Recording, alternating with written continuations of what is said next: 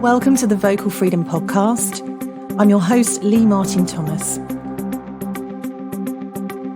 Join me and my guest speakers as we discuss their journey with their voice and how they use it to support their passions and professions in media, education, and the performing arts. My guest this week is multi-award-winning social impact entrepreneur, champion of diversity, inclusion and equality, Joanna Abeyie. I've asked her onto the Vocal Freedom Podcast after recently hearing her give an inspiring talk about anti-racism for the Musicians' Union. The subject of becoming a practicing anti-racist is something I have to admit was not on my radar until this year. Although I was brought up to be kind to everyone, no matter the colour of their skin, I was also admittedly completely uneducated about so much, including most of Black history, the Black Lives Matter movement, extensive racial injustice, inequality and abuse that some people suffer daily just because of the colour of their skin or their race. Also, my now understanding of being in a position of white privilege and all that means, the emotions that's brought up. So as a middle-aged white woman who grew up in a small village in Wiltshire, I was not exposed to a diverse mix of races until I moved to North London to study in the early 90s. But my experience with racism is so minimal that I feel like I've been living in a bit of a bubble of ignorance. I've always felt empathy and would long for a peaceful wave to wash over the human race to unite us all. Wishing for this, however, is not going to help anyone. The Vocal Freedom Podcast is honoured to have you here, Joanna, to help all our listeners to expand their understanding, discover the obvious and less obvious advantages that some white people may not recognise that they've had, and what we can all do to help dismantle the systemic racism that's existed in the arts for generations. How to talk and have deeper conversations about race without offending anybody is a worry that many people have, and I think this accounts to why people don't talk about it. So today I'm here as an active listener, and I hope you will all enjoy learning something from Joanne's journey and our conversation. Welcome, Joanna. Thank you very much. That was a lovely introduction, and it's a pleasure to be on the podcast. So thanks for asking. So I'd love it if you could begin by telling our listeners what it is that you do, your company, and how you work with others. Yes, so thank you. So my organisation is called Blue Moon, and what we do is provide three services really: executive search, diversity data, and metrics and benchmarking. And probably the thing that we've been very, very busy doing of late is our consultancy work, which is around culture transformation and looking at sort of the entire employee journey, from how do, organisations attract talent to how do they recruit, and to the culture in which they bring that talent into, and then how do they develop and promote. So there is essentially the three things that we do. And so of late, as you can imagine, there's been lots of conversations around a number of things, including racial inequity, of ableism. There's been lots of conversations around various things. And that's meant that we've not only had to start those conversations, but then also provide an opportunity for people to then have some training around that and make sure that we move the conversation beyond just a conversation. Yeah, absolutely. It's just such a fantastic movement that you've got going on here. So when it comes to speaking to somebody like me, what do you find is most helpful? Where do you start? And when you say somebody like you, do you mean somebody who may be like new to having these kinds of conversations? Yes. Yeah. I always think that the most important thing to do is try and disarm in some way the person that you're speaking to, so they don't feel that they have to sort of defend themselves, but that actually they can be really, really honest about what they do know and what they don't know, and what they do understand and what they don't understand. Because I think one of the things, if you're talking about the topic of sort of anti-racism, it's easier when somebody is very extreme or far right in their views, for example, because then you kind of know where you stand with those individuals. They're quite vocal about it and intentional about the behaviour. Whereas actually, when it's an individual who is not really saying very much, actually it's so crucial that you create an environment where they do feel they can. And the best way, I think, in my opinion, to do that is for them to feel that they can do and say things in that environment of which the repercussion is education, as opposed to sort of sanction or and in that instance, I mean in the workplace, that it doesn't result in a disciplinary or being fired, but actually it results in further education. Because otherwise, all these conversations need to be had in order for us to know what we don't know and to understand experiences that we don't relate to. That's a fantastic answer. It was blowing my mind. That's amazing. So I think I'd like to get into helping people to understand how certain things that on the surface you might not realise or could be offensive actually are. And one of the things I remember came up in the talk that you gave for the MU was when somebody came in and said, I don't see colour, and therefore saw themselves as being sort of very diplomatic and inclusive. But in actual fact, that's kind of quite a racist thing to say, because you're not allowing their point of view. Is that how I understand it? I think it's really interesting, because when you say, I don't see colour or I don't see race, usually it's well intended. Yeah. It's meant that, I'm taking you for who you are and I'm judging you on my experiences with you.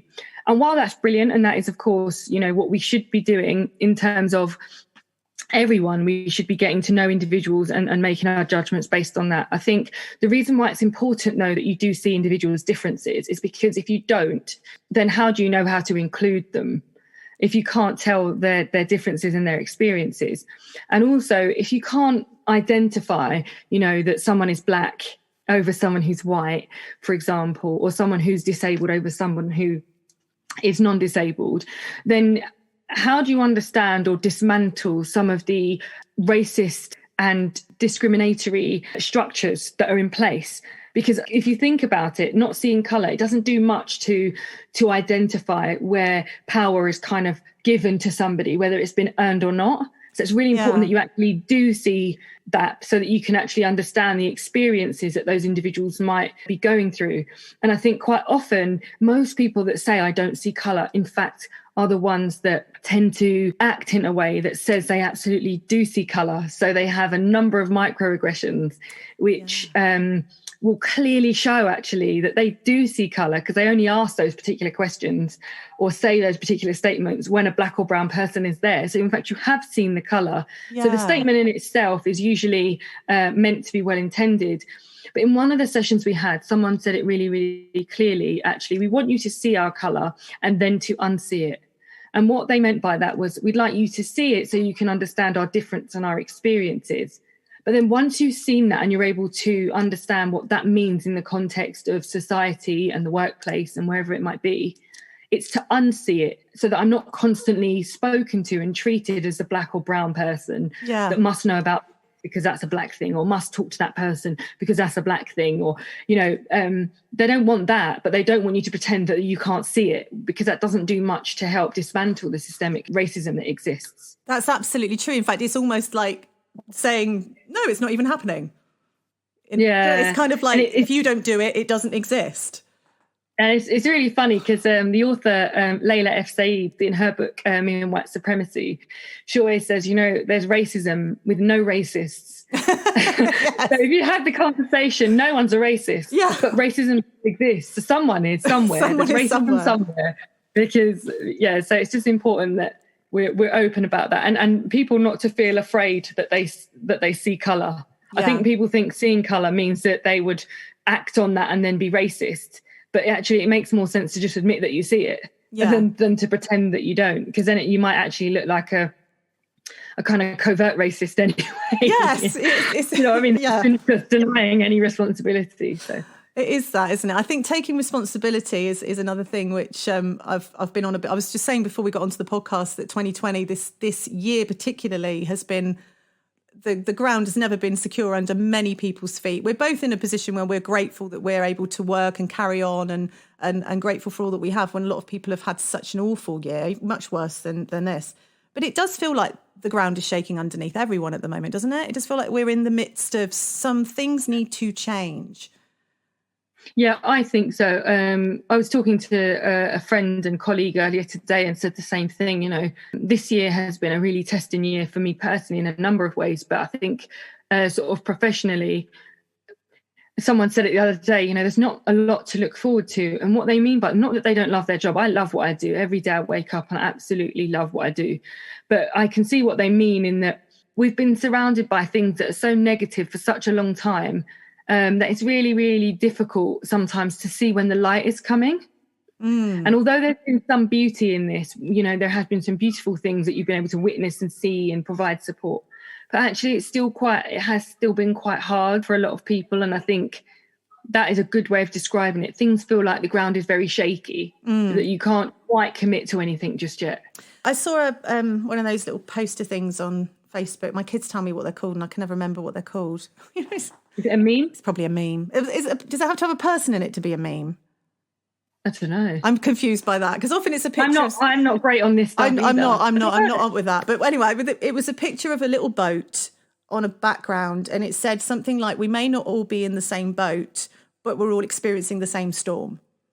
Yeah, it kind of feels like that in terms of there's so many different problems in the world right now, but it just feels like now more than any other time in my lifetime, everything seems to be saying we need to work together to get over this. We all need to work together, and we need to dismantle this inbred kind of, I was speaking to a student today, actually, who really surprised me with their attitude about something. They had such a strong opinion that that's the way it is, and therefore there's no way it can be changed, fixed mindset. I couldn't actually, I was stuck with that person because I can't get through to this person. They're just not enlightened enough. What am I going to do in this conversation? Some people just don't want to listen, do they? I think so. And I think some people find it easier to pretend that it's not going on because then they don't have to face anything. Yeah. And they don't have to be uncomfortable. And I think that's one of the things that people really don't like. And there's sayings everywhere at the moment, isn't there, that, it's in your moments of not being comfortable that you learn the most. Absolutely. And you learn the most about yourself. And I think what's been really difficult in a way has been that during this period, a lot of us have had to sit with ourselves because we're sat at home, we're Zooming all day, or we're having meetings all day. And then when we couldn't go anywhere, we were going for walks and coming back, and we were with our partners. And suddenly you have to confront everything about you, the good, the bad, the ugly. And I think that we are in a time where lots of people would rather not add to that list of things to confront. Yeah. I think it's a shame though, because absolutely I can understand that there can be a bit of a jaded mindset in that it's been this way, like for some generations, what's happened with George Floyd, for example, and others like Breonna Taylor. These are things that they know to be happening all the time. Yeah. And they know that there has been societal and global responses to things like this in the past. And so there are some people that are kind of like, well, what that message is telling me is that things are going to stay as they are, irrespective. There may be this momentary urge to be proactive and to respond, but in terms of systemic structural inequality, whether that's related to race or other, that's going to stay maintained because, well, if it was going to change, it would have changed by now. So there is some of that. Yeah. But I think that, I don't know, you have to be the optimist, or what's the point? Otherwise it's quite a depressing state. Yeah. We don't want to think that. And I don't just mean that from an inclusion diversity perspective. I mean, even broader than that, if we're not optimistic about our politics, about our education, about our health, about our criminal justice system, then what would we fear? It would be quite a demoralizing existence. Absolutely. So, you're a champion in this industry now in terms of so I read on your bio earlier that you were awarded an MBE this year. How exciting is that? Oh my God, please tell me about this story. What happened? Did you go to the Buckingham Palace? Did you do all the thing? Oh, please talk to me about it. So it was funny because I got a call. I was in the doctor's surgery because my partner wasn't very well, and I was sorting out some stuff for him. And I got a call and I thought it was someone being silly. So I just said, stop joking around. I've got so much on my mind at the moment. You're not funny. I thought it was one of my friends. And they went, oh, sorry, excuse me. No, it's genuinely, and he said his name, I'm calling from the Cabinet Office. This isn't a joke. And he said, we'd like to know if you would accept an MBE. And I said, are you joking? It's like, no, honestly, we're not joking. So I said, okay, when do I need to let you know? because I wanted to speak to my mum, my dad, and in particular my big brother about it because of the historical relationship of the British Empire and colonization and black and brown people, really. And I just wanted to make sure that I had their support. I'd considered their reservations before sort of accepting. I think in the end, the reason I accepted the honour was because I thought that, and I hope I don't sound ignorant when I say this, but while it absolutely has, played its part in a number of things that are not, in some instances, unspeakable, really. But what I did think was, this is celebrating the work I'm doing to undo all of that historical systemic inequity and inequality. And if that very empire is saying no, and we stand with you and we want you to be a member of this, of our empire, I felt that showed an indication of change and progress.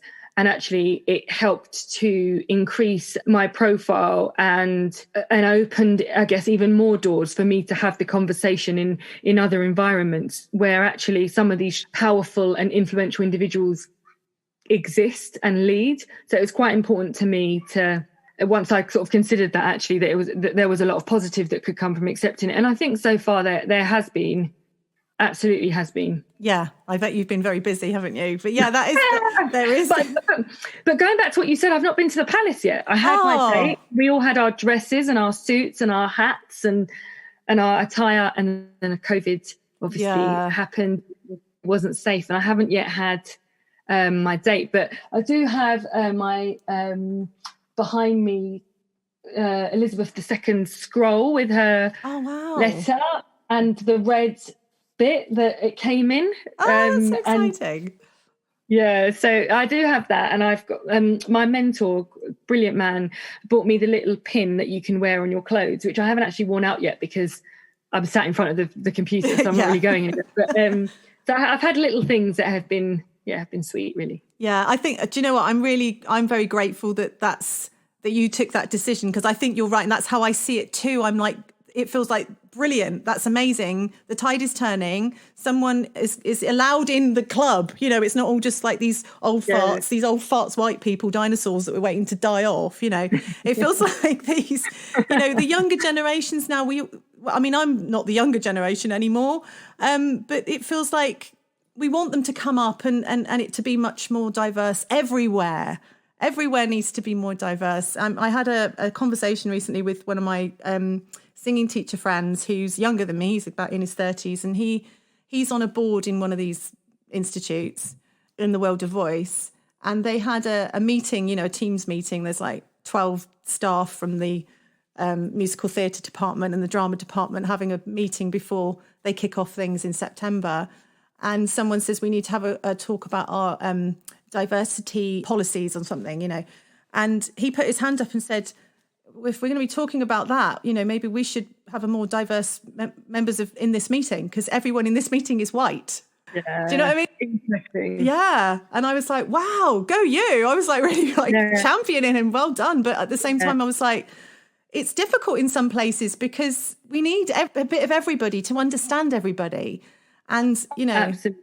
I think as well, while that point is very, very valid, and that was a great ally move, that was a great thing for that person to do. I think there's also something just to be really mindful of as well, is about sort of intersectionality and the differences that we can't always see. So, I just find that really interesting, because I think sometimes we can disengage or isolate the sort of white male or white people from a conversation under the assumption that, yes, of course, when it comes to the topic of race, there's white privilege in terms of not having to deal with racism in the wider society and the way kind of the world sees people. But I think there is also something in, what about the white lady whose skin is white, but actually mother isn't or father isn't? And, but it's just the way that they have been born, that, like my partner is mixed race, but very, very, very fair. And like, aside from his beard, may not to somebody appear as a mixed race man. And so you just have to be quite mindful of things like that. But also, you wouldn't know, and like from looking at his mum or my mum, that they have brown children and a black husband. So there's also just, although you may not have someone with direct lived experience, they may be a little bit more familiar with particular cultures than you may realise or give them credit for. And also having like a disability, there are so many that are debilitating disabilities that unless they're disclosed, you would just have no idea. Yeah. And so that they would also be a voice. Mental health and wellbeing, you can't necessarily tell that someone's sexual orientation, someone's faith, unless it's visible, you can't tell that either. So there's lots of other, and class, of course.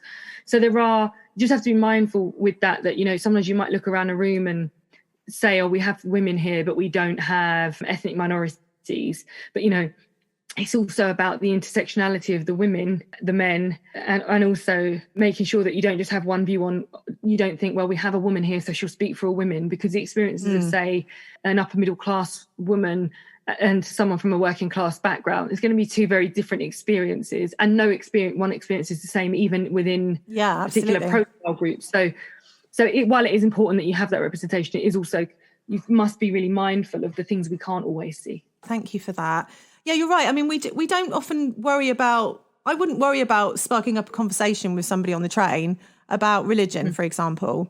And I've always been really interested in the fact that in different places, in different countries in the world, we have different faiths and different religions. And obviously that's led to a lot of conflict and war, and unfortunately. But I suppose I just always thought, well, on the whole, people are kind of decent wherever they come from. Everyone just wants to look after their own and have enough for themselves and their families, no matter where you live and what your race is, right? Most people are good, I would hope. It just seems to me that I don't really understand why in history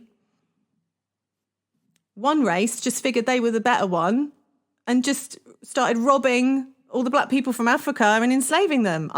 I'm outraged that happened. And I'm sure a lot of people, everyone is, aren't they? Everyone who lives now is like, what were they thinking? It's just so awful. And of course, lots of awful things have happened since in history. I think what I've seen more this year is that growing up when I did in the community that I grew up in, what I was told in the history classroom was essentially white history. And only then, really, First World War, Second World War, we didn't really go any further than that. And I don't even remember learning about the Holocaust and stuff at school. So my history is pretty rubbish.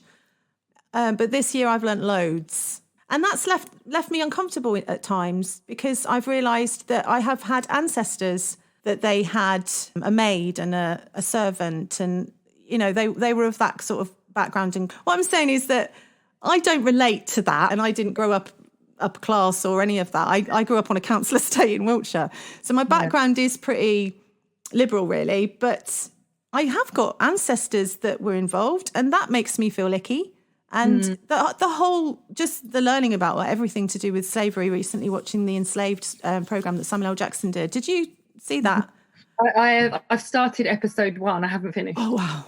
We binge watched. I think we did 2 one night and 2 the second night. My husband and I we were just looking at each other, and I just said, I don't understand why this is, I suppose I do understand why, but it annoys me that this isn't taught to younger children. I suppose you can't really, that's difficult, isn't it? I think though children are a lot more resilient than we think, and I'm no child expert at all, and I'm not a teacher, and I don't work in the welfare of children. But I do think though that generation are getting more, like, it's such a diverse generation anyway. So I mean, the school I was in, for example, was so multicultural and diverse. There was, it would have been so easy to talk to us about all these different histories, whether that was my history or the history of Turkey or the history of Russia, or there was such a diverse group of people in the classroom. I actually think it's a shame that we didn't. And I think you're absolutely right. I don't remember. I think I learned about Anne Frank. Yes, I learned about Anne Frank. Yeah, we had to read the diary of Anne Frank. Yeah, but I don't think so for example, I've done lots of work in my years now, running the organisation that I run, to educate myself on anti-Semitism and what that actually means and how that manifests and presents itself. But we weren't taught that stuff. We really weren't taught that stuff. And we're not taught about some of the culture within Southeast and South or East Asia. We're just not taught those things, and yet our schools are full of diverse, multicultural British people. And I think it's a shame really that we don't know that. And I understand why they want us to know about the white British history, but we're just not. British people aren't all white anymore, so exactly. It's forever. So it just needs to be much more representative of the individuals that are contributing, because it's such a shame that when you say British, people have an idea of what that looks like, who that is. Say I'm British, I might say I'm British. People go, but where are you from originally? I'm British. I'm obviously of mixed heritage, and my dad's from Ghana, and obviously I'm from Africa in that respect. But I was born here. So there is that thing of like the idea around Britain and this whole, put the British back in Britain and all these horrible things. Like, they're just so ignorant and uneducated. And it also just talks back to, again, this idea of sort of privilege and forgetting how much people from, or who don't look like, a white British person have contributed to Britain. So I think it's a shame that we haven't had that history, because it would help a hell of a lot. And I mean, I did some work at a private school, and there was only one black boy in this particular class.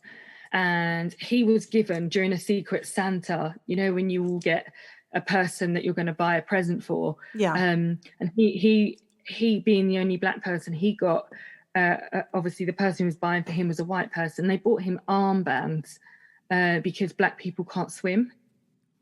And I think what happens when you don't include it in the history is you just continually perpetuate the systemic structures, because even in the environment of a school and in a lower school, those white males, young men, young boys, assumed a level of superiority over their black peer, because rather than get him a present that was related to anything he was interested in, they got him it purely based on the colour of his skin.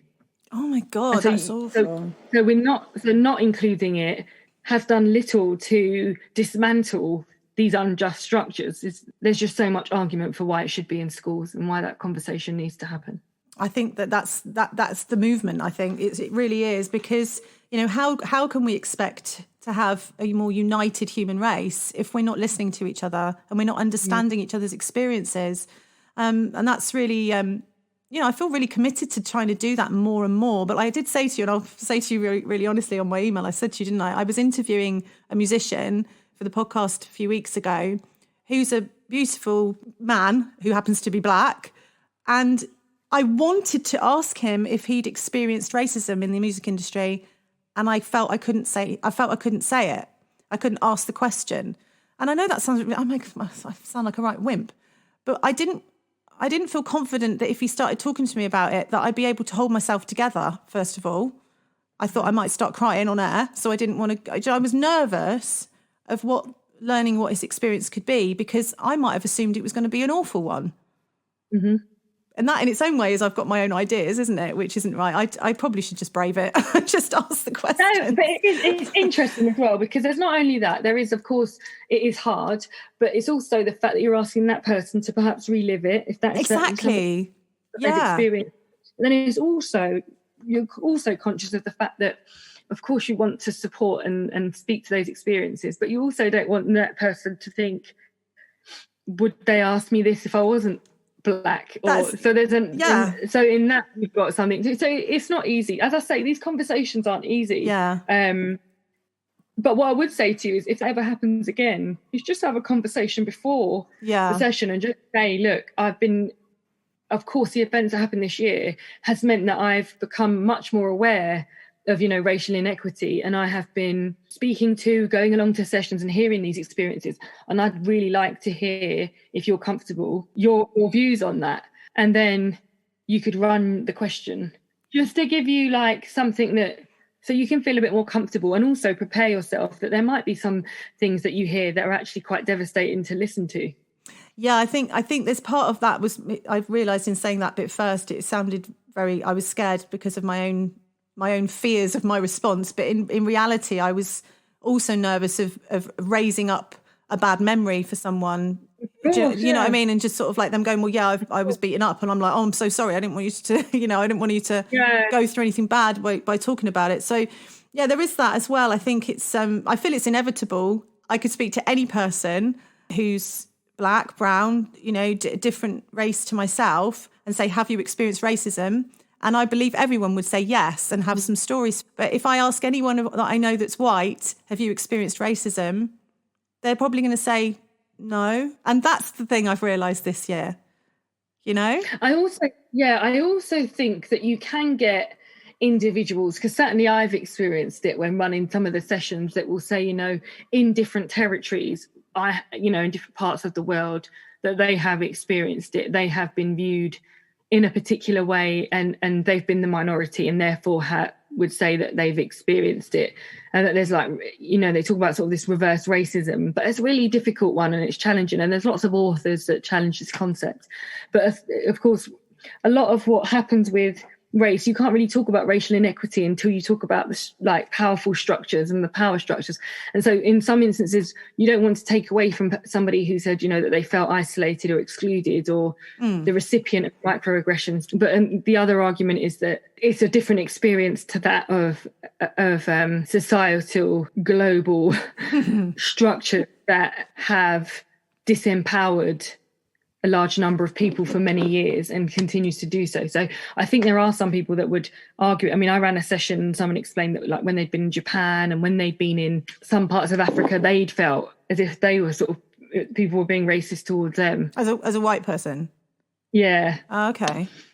So you can, you could feel a sense of unease or, just feeling uncomfortable. Or, bias. Things like that. But I think when we think about actual racism, it's a bit different, because it's all about sort of power and influence, I think. Right. So what are we going to do about it? That's the big question. Where can we get in there and really, make a difference?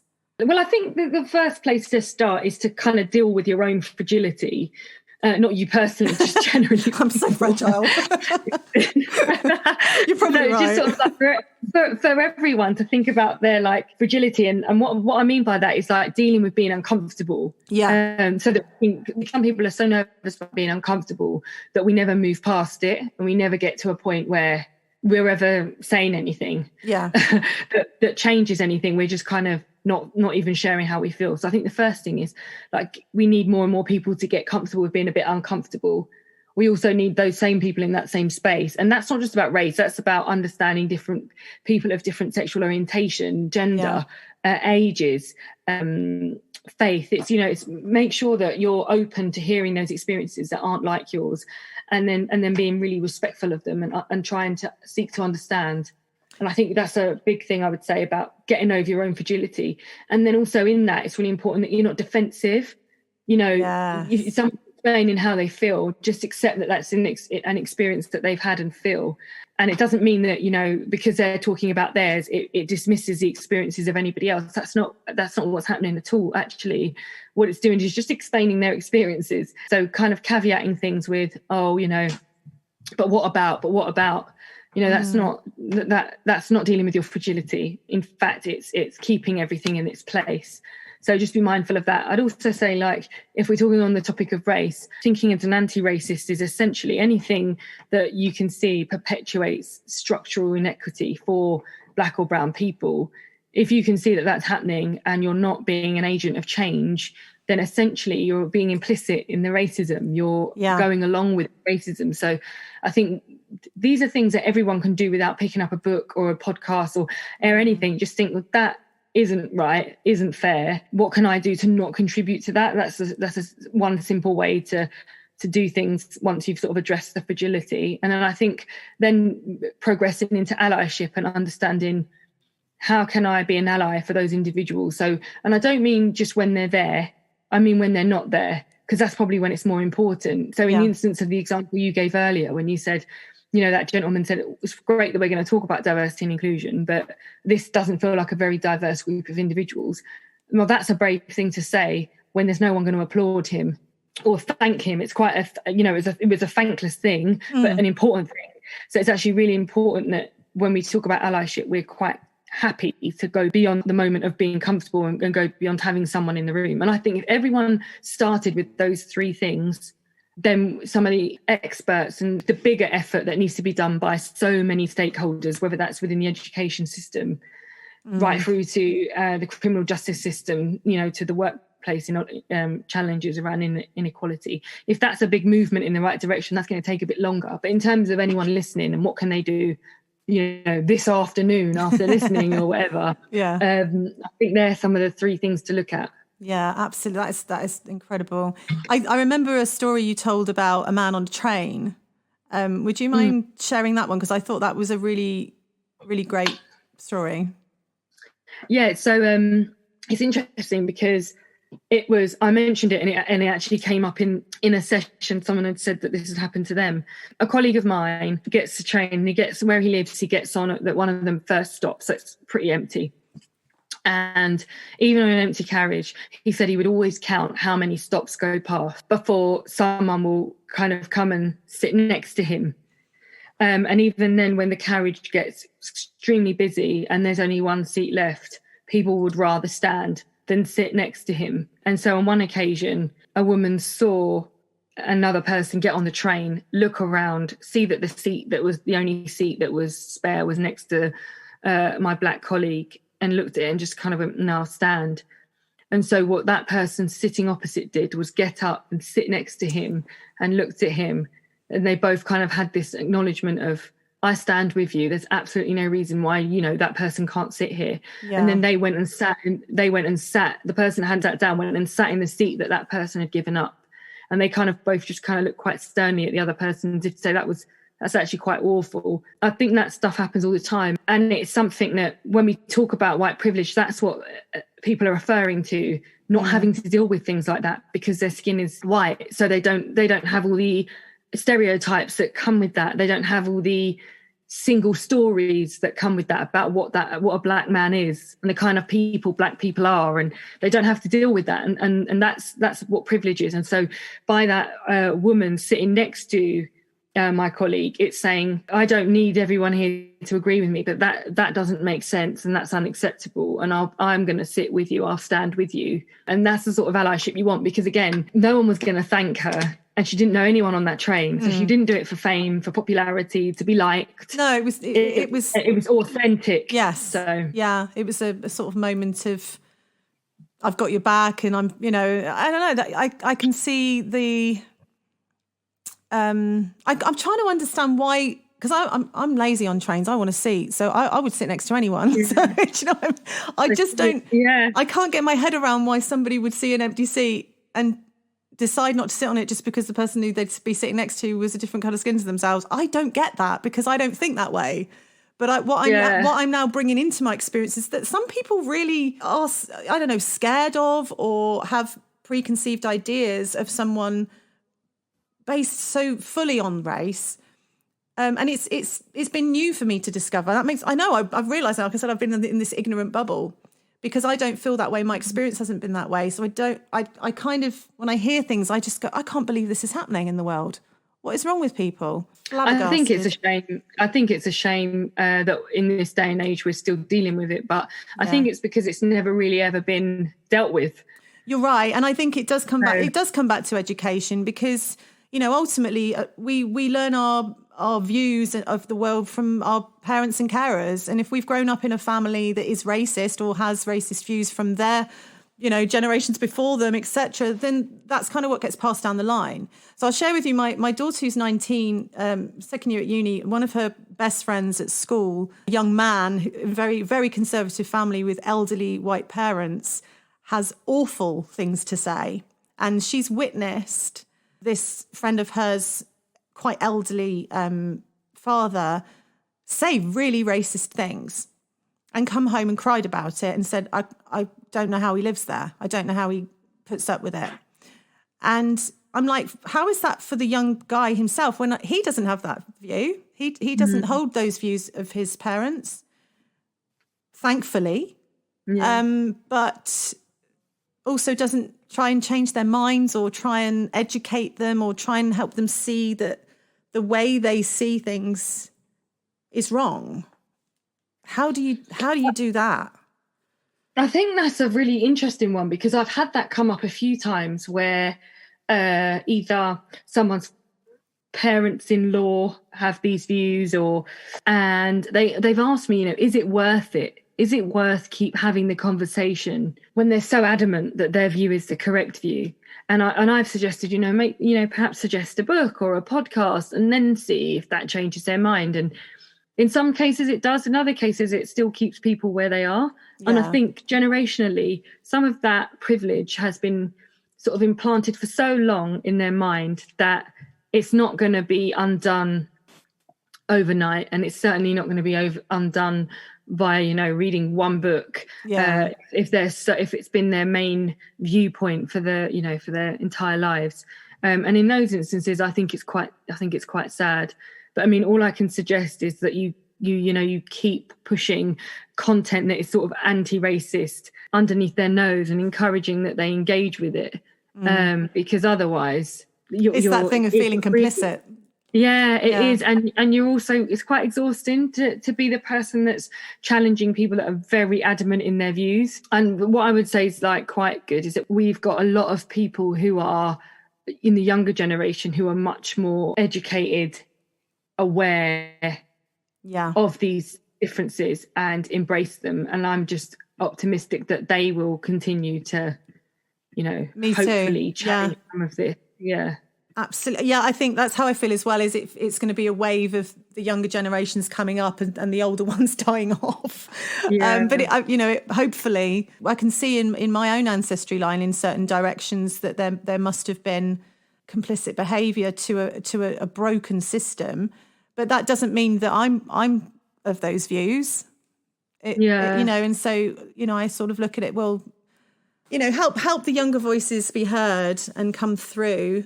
And like you say, the younger people aren't so, I suppose, fixed in their mindsets because they've grown up with a much more diverse crowd of people. Yeah. It sounded your school sounds fabulous. It sounds so much more interesting than mine. It wasn't. Things were just we were all from kind of a broad range of backgrounds, predominantly, I would imagine, sort of low socioeconomic backgrounds. So we all really we were all united in those things, I think. So maybe we weren't by skin colour always or, sexual orientation, but class certainly united us. I found going off to university difficult because all of my sixth form and my school, it was just so multicultural, and we were so open to different experiences. And it wasn't until I got to university that because my university was in Reading, that I realised how differently the world saw me. And I think that was because when you go to uni, people come from all over the world, don't they? Yeah. Different countries, so suddenly you're in this new kind of mini society bubble where people have their already preconceived ideas about your experiences and stuff, and so it becomes interesting. Yeah, opens out your world. Are you going to bring a book out? I've actually got a book. Yeah, I've been talking to a publisher about a book for a little while now. Do it. So I'm hoping it's a 2021 thing. Yes, because there's a lot going on at this end of the year, and it's also been one of those really interesting years. So definitely, you've got a voice that needs to be listened to and heard and understood. Oh, thank you. Thank you very much. So we just went briefly there into voice and talking, and obviously, I'm a voice teacher, voice coach, but I'm also a woman with a life and lots of questions. So the Vocal Freedom podcast kind of started as I was speaking with people in the voice industry about how they take care of their voices, look after themselves, their well-being, different walks of life. So people who are professional performers and people who teach and all sorts. And I think what's occurred to me through this 6 months of doing this is I'm interested in all voices, not just singing voices. I'm interested in voices that have got something to say that's going to educate people. And this is why I came to you about this. But on a practical level, or on a sort of spiritual level, if you like, what does your voice mean to you? It's a really good question. I don't know why, and I don't know where it's come from, but I've always felt that I shouldn't be silent on things that are important to me. So I don't know where or who told me that, where it came from. It's just been something that I've done since I was little. Like, if it's important to you, speak on it. And I've always thought, when I learned that people listened when I speak, I was sort of running a session when I was 18, and I was talking to a room, and people said that we learned a lot from what you said. And then I thought, actually, once you're invited into those spaces, actually do use your voice to speak of the experiences that you have and that other people like you have, because otherwise, what if nobody gets the opportunity to be in that room? They'll never get to hear the magic that you may know and the things that you may have. And that was one of the things that I always thought about. And I just thought, if you don't speak, who will ever hear the things that you have to say? And they don't have to take it. They may think, I'm not interested. But I just thought, while you do learn something or you do know something, share it. So I've always thought my voice is one that I've wanted to use to share and to educate, and not to fall silent on things that matter to me. I guess that's what I've seen my voice as. That's a brilliant answer. That's a fantastic response. Really good. And it's true. But yeah, it's a funny question, isn't it? People do react to that in different ways. But so, whose voices inspire you, and who could you never tire of listening to? Well, if I think about a song, there's a song that means a lot to me that I had. I've actually got the title of it tattooed on my wrist, which is Eva Cassidy's song "Songbird." Oh yes. Yes, I know the song. Yeah, that's a really important song to me, mainly for its lyrics and what it talks about. And I think that's probably like what's behind a lot of what I do. I want things to be, so the concept that, the birds the sun will be shining for you is the idea that, things will be better for you. So I think that's probably a voice that's played heavy in my mind. I listen to the voices, like I have a small family. I have a big brother and a big sister and a mum and dad. There's just us 5. And I find that their voices are incredibly important to me, and they probably shape everything I do every day, to be honest. So I'd have to say that song and those. And then in terms of sort of people externally, I'm reading a book at the moment, and it's one of the books that's really stayed with me. And it's by Glennon Doyle called Untamed. Yeah. I'm reading that book. Yeah. That is so spooky. I love that book. Yeah, so when I think about, like, I've read loads of books, I don't stop reading. That's a book that I think's really touched me. So that's a voice I'm currently listening to. I would love to get Glennon Doyle on this podcast. That's going to be a mission of mine, because you have. You're not the first person that said that, and I was like, I know what you're going to say before you said it, because that has been such a brilliant read. And oh my gosh, all of a sudden, I've recommended it to so many people. Yeah, me too. And I'll put a link to it on the show notes for this. I'd love to get it's word to spread enough. Glennon Doyle, come and talk to me. Put it out to the universe. Put it out there. It would be amazing. But she's so incredibly popular. Her voice has just gone boom with that book. It's amazing. So it needed to. Absolutely. Isn't it funny though how some books just speak to you? So our backgrounds are probably so completely different, and so a lot of the people I know that have read that book completely different. That book was.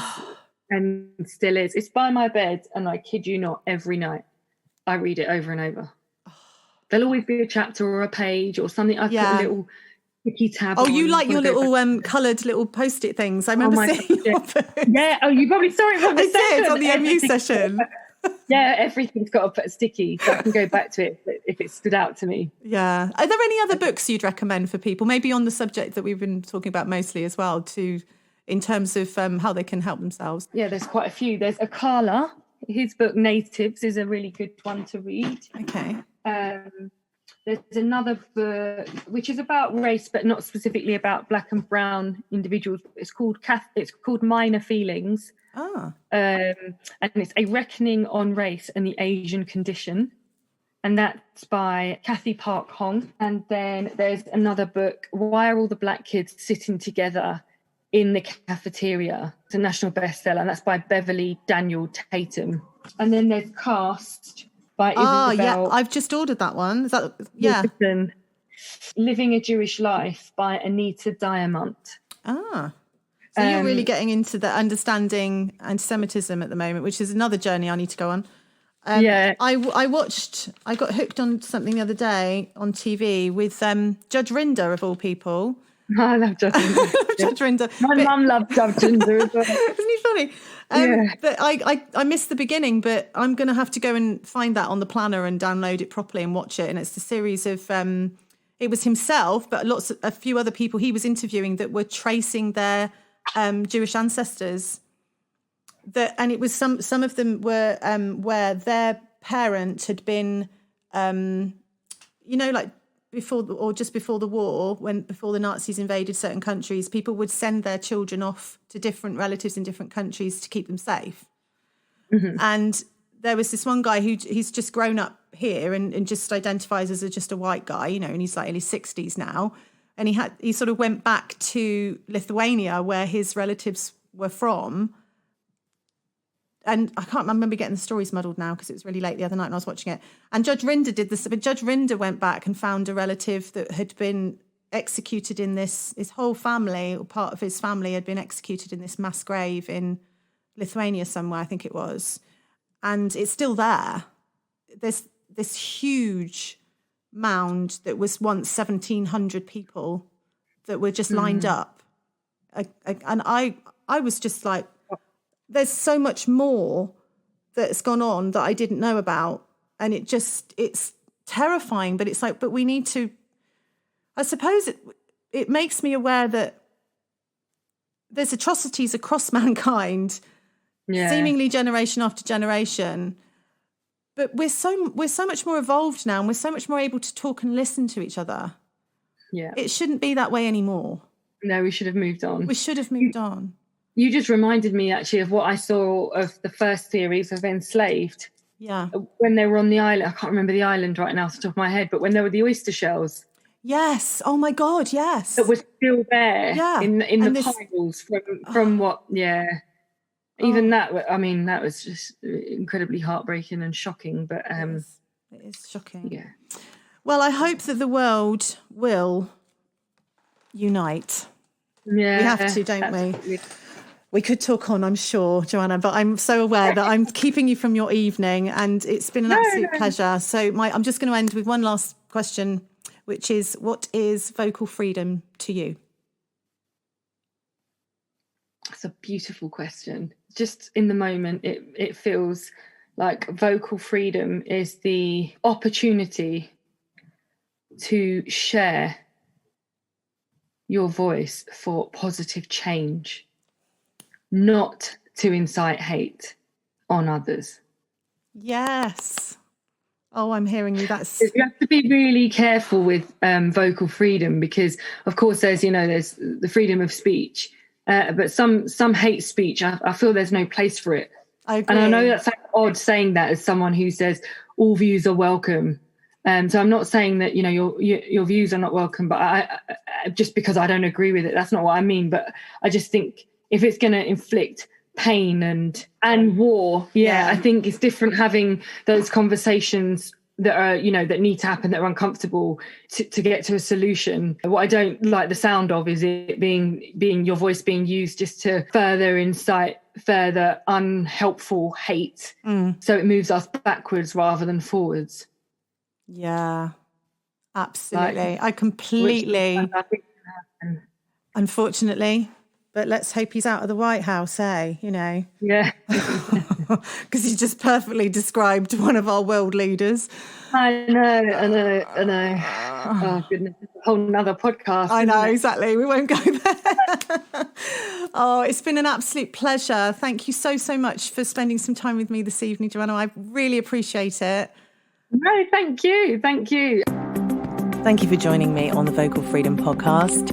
I hope you've enjoyed the episode and will move into your day with a bit more vocal freedom, feeling that you can express using your voice and let the world hear what you have to say. Visit colchestervoiceacademy.com/podcast. Sign up to be kept informed as new episodes are published and consider joining our online community. Membership to this will allow you to post questions to our guests, link you to show notes, social media links, and entitle you to exclusive offers from our guests. See you next time.